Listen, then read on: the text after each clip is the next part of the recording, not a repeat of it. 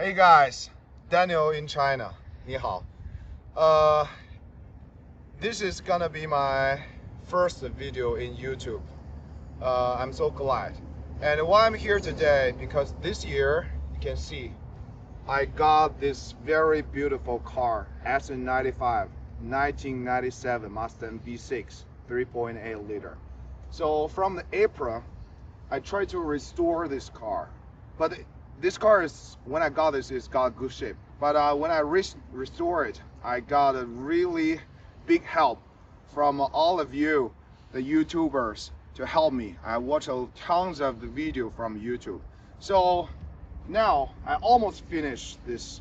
So I think I should make a video and share life about Mustangs and also the Mustangs in China. So you can tell my name is Daniel, and my channel's name is Daniel in China. And here we come, Mustang, Daniel, and look at the back. This is really proud things in China. It's a great wall, and we're in Beijing. Okay, so let's talk about this car. In this episode, I just want to talking about some, how to say, some different culture, or another word is we really struggle to drive a Mustang in China, especially an old one. This one is a 1997. You know, in China, 1997 is just the right year the common people can buy their private car, so they can register it. Before that, all the car is belong to like factory, like company, like government, and the common people cannot own the car. So 97 is just the year.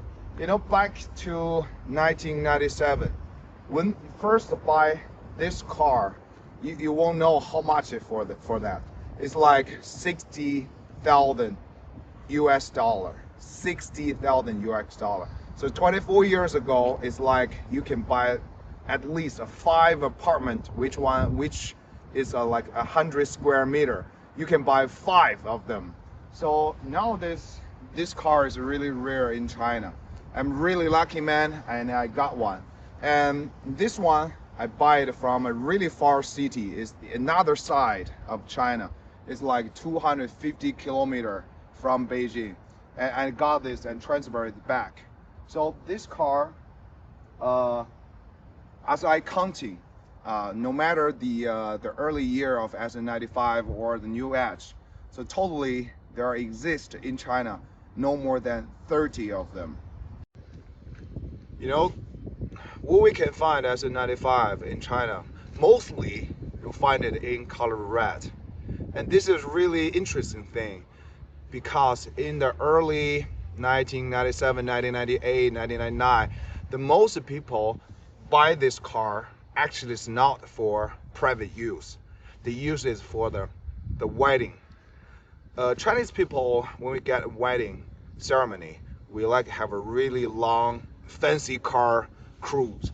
So like Mustang, red Mustang is the perfect one to be the leading car, or we can say alpha car. And most the other Sn95 still in China you can find is convertible. So this hard top is also really rare. And let's talk about something really hard for us to drive a Mustang like this one. First, I want to talk about something like inspection rules. We have really strict inspection for the car. For example, when you buy a new car, first 5 years, no need. You no need to go the government to examine your car. From 6 years to 10 years of your car, you need to check your car every 2 years. And after 10 years old, you need to check the car every year. And after 15 years, you need to check the car twice a year. So which means my Mustang, I need to check it twice a year. And also because I'm living in Beijing, is the capital, it's more strict rules in Beijing. Mostly the inspection how to say, department is not available for the car if you register it before 2000. So I need to find some other way, which means it costs me more money to do this every 6 months, a year. We have not only the car, it's also the people. We have a system, we call it a household registration system. So what does that mean? Simply, I was born in Beijing. So if I want to work some other city like Shanghai, it's really hard. I need to get this permission, that permission, a lot of paperwork. For the car, it's the same. So this car is first registered in another province in China. It's called Yunnan. So well known as there's a city, Kunming is a really beautiful city. It's totally the other side of China. And the car is registered there. And at that time, the pollution system not coming yet. So technically, this is like the pollution level is 0. And now Beijing, in China, we follow like the European standard. So nowadays, the new car must be the Euro 6 standard. So for this car, it's like a Euro 0. So if you want to drive this car, there's a lot of limited. You cannot drive inside city, some rush hour, or you cannot parking somewhere, something like that. Okay, another, why talking about this household registration system? That's because this car, we have the plate number. The first letter means the city of registered. So first number is Yunnan, and now here in Beijing. So if I want to drive this car, I can only drive this car 84 days in a year in Beijing. Because Beijing is a capital, they have a lot of rules. So which means every time I need to drive this car, I need to use my phone. There's a special app.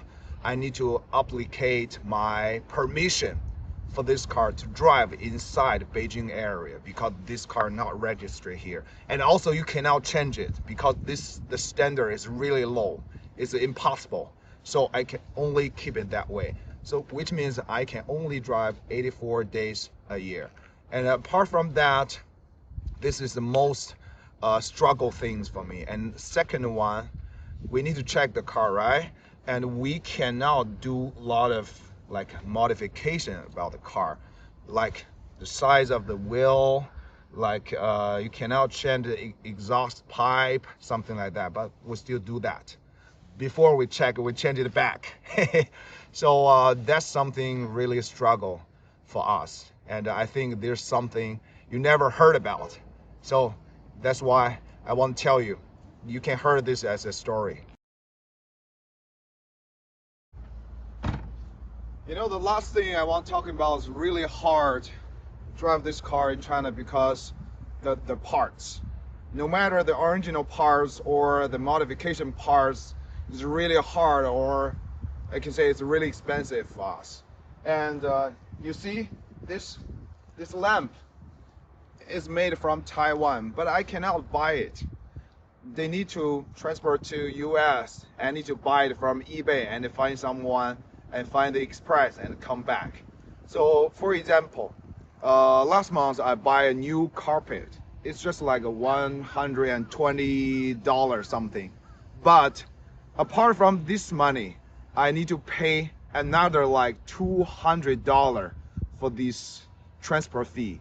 So for us, it's really, really expensive. And also, as you know, there's no more than 30 Sn95 in China. So really hard to find some used parts. Or I'm so like, you know, like US, you have some junkyard, you can find the parts you like, but in China, we don't have. Even though we have that, we don't have this car. We don't have the parts for this car. So there's such things for us, really struggle, really hard to own this car, and I want to keep it as long as I can. All right, so maybe follow me, guys, all the YouTubers, and in next video, I will tell you about some details, what I done to this car. Goodbye.